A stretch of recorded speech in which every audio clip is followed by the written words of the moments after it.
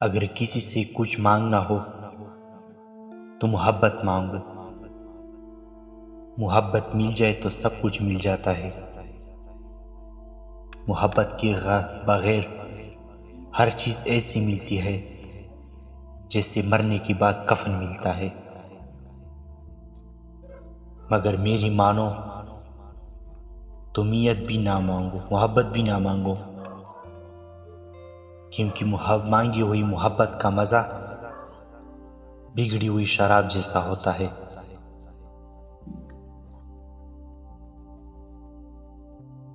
सब कुछ करो, बुरा भला कह लो, गिरबान पकड़ लो,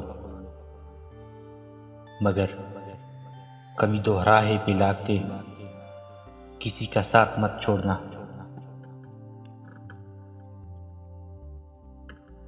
मन बंदा बेबस हो जाता है।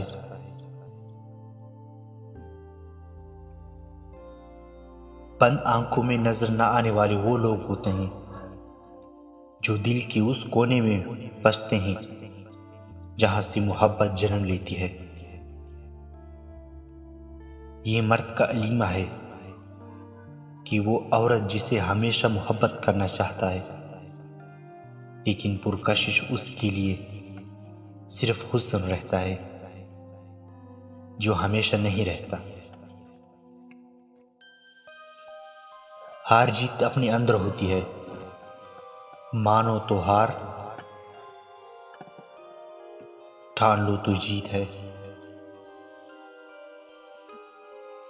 इंसान अपने हर रिश्ते से मोहब्बत होती है, और मोहब्बत जिस रिश्ते में हो, जिस रूप में हो, कुर्बानी जरूर मांगती है।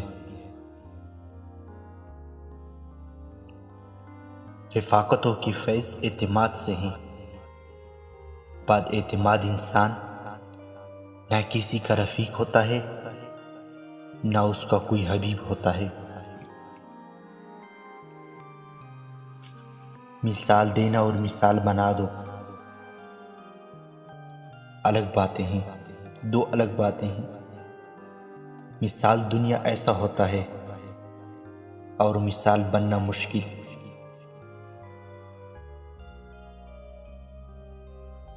परिंदे अपने पाँव और इंसान अपनी ज़बान की वजह से जाल में फंसते हैं। गुफ्तगू में नरमी हो इख्तियार करो, क्योंकि लहजों का असर अल्फाज से ज़्यादा होता है।